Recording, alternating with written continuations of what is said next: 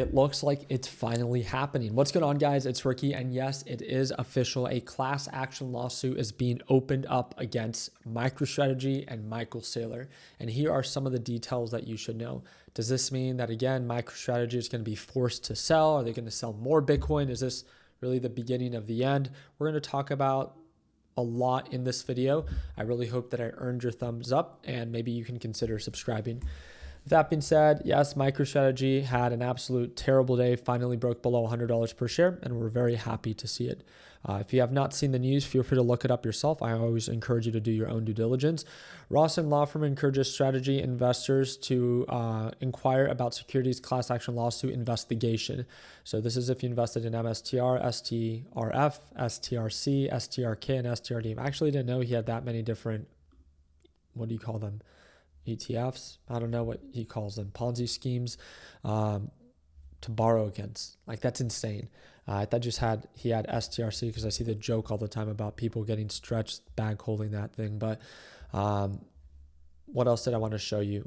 One of the insiders, if we pull up STRC, you can see that one of the insider strategy director, Jared Patton, sells 1,500 shares of common stock for $159,000. And he sold this, if I'm not mistaken, yesterday at an average price of $106.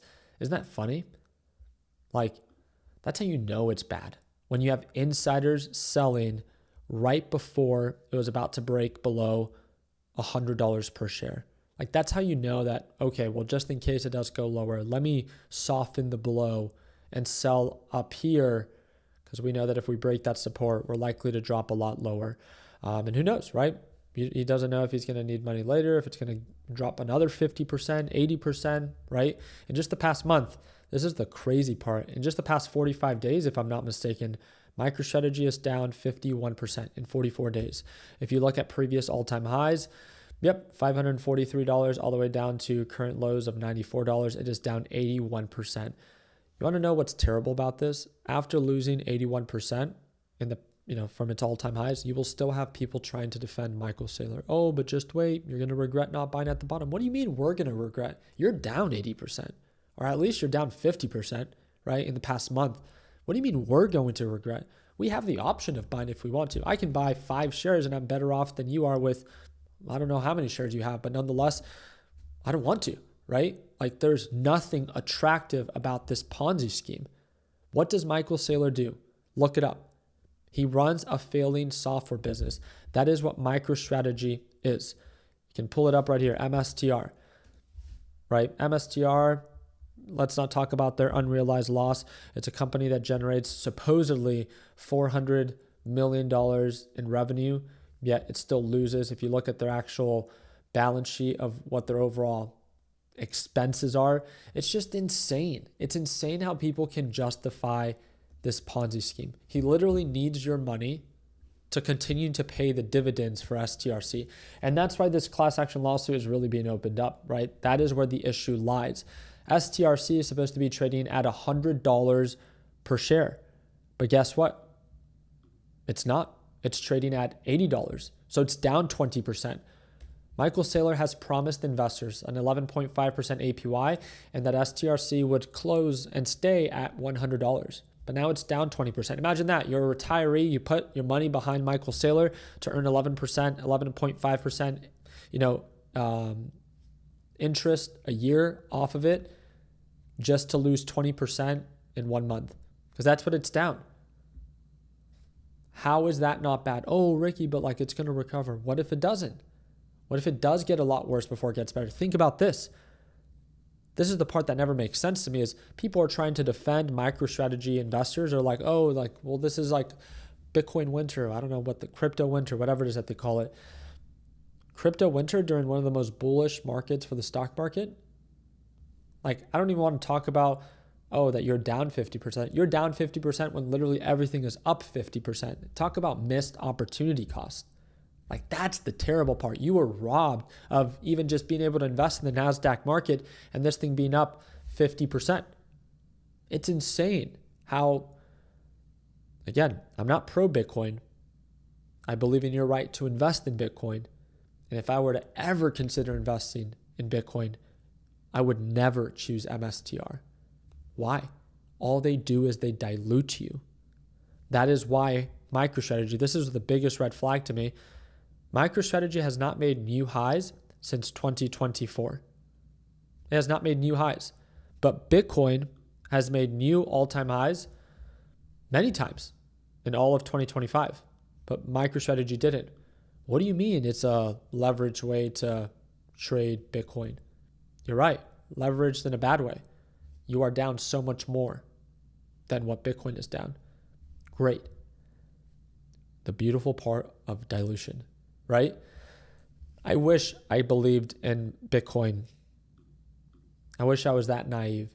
You know what would make me believe in Bitcoin a little bit more? First, if Jeffrey Epstein was not the person that funded it, feel free to look it up. You can see the details behind that. Another thing was if it wasn't originally used in the black market and looked to be so crooked, right? But most importantly, I believe that maybe a lot of us would be more open to the idea of using crypto if crypto was actually being utilized. It was being presented as a form of technology that would really innovate the space. It's been over 15 years since its implementation, if I'm not mistaken, 10, 15 years. Where is it? It's like, how can you talk so much hype about a solution and there is no progress in the past 10 to 15 years? During the most crypto pro-Bitcoin president, there's been no progress in the technology. Because that's really what you guys try to preach, right? The technology behind Bitcoin. It's so unique. Cool. But it's not being implemented. So therefore, it's just a tradable speculative asset. Because that's truly what it's become. Be honest with yourself. The only people that have made money are those trading Bitcoin or the super early adopters that never added more at these elevated levels. Because Michael Saylor is a great example of why you don't want to dollar cost average into Bitcoin. He's down over $11 billion. So I would love to hear how you can justify dollar cost averaging when the guy that's been dollar cost averaging for the past 10 years is down $11 billion. And the only reason he hasn't sold is because he's using your money to borrow against you at 0% interest to buy that Bitcoin. So technically he can't get margin called.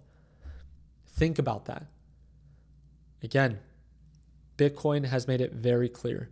The people that make money are those that trade it, or those that bought very early that don't buy at elevated levels. It is not an income producing asset. It's not a business. Bitcoin will always try to compare itself to anything that's been successful, but it's anything but. If you own 100% of Bitcoin, it's just code. If you own 100% of Micron Technologies, you have a company that generates $20 billion of profit a year. That's a successful business. Bitcoin is not. It's a speculative asset. And then they try to compare it to gold or the store of value. My favorite quote recently about Bitcoin has been that Bitcoin is not the store of value. It's the story of value. And the story is fiction. Like, how beautiful is that? Because it's all made up. It's a currency that supposedly is so valuable, but it's used for nothing. It's been here for the past 10 years, yet it's made no progress. Why are we not using it in stores? There's been more updates and progress with electric vehicles than there has been with this type of technology. Show us that it can be implemented, but it hasn't been. And I think that's why it's so clear to see that people are so consumed with these NFTs, these meme coins, BTC, these rallies, these sell-offs. It's just a bunch of different masks that crypto wears, again, to be a tradable speculative asset. That's what it's been, in my opinion. And that's why I've never believed in it. I believe in your right to invest in it or trade it if your heart desires. All I have to say is I want to share two things. Please, what we've learned is know when to take profits. And second, don't be leveraged. Obviously, if you're a trader, that having a plan, having a take profits, stop loss, some form of exit plan is ideal. But those are the two main things. Know when to take profits. And please don't use leverage with a speculative asset. At least if you own $1,000 of it and it sells off 50, 60%, you don't have to be worried about getting margin called, right? And that's at least better than most of these people that go over aggressive, over leverage, and then they're forced to sell and get liquidated. With that being said, again, we had a lot of fun today. We saw BTC break below 60K today. We saw MSTR break below 100. And I think it could get a lot worse before it gets better. Think about this. During the biggest bull run, crypto is down. What happens when the overall market begins to sell off? It's likely that Bitcoin will continue to sell off even further. If you think it's bad now, just know that it can always get so much worse. I do want to remind you that tomorrow there are a series of economic reports that I would encourage you to look out for. This is all 1 hour before the markets open at 8:30 a.m. Eastern time. And we have the PCE report and we have the GDP report all being released, as well as the initial claims and the continuing claims. We will see, especially after markets gapped up after MU reported earnings. The big question is, can they sustain these elevated levels even after those reports? Again, we'll find out. I'll see you tomorrow for our live trading session.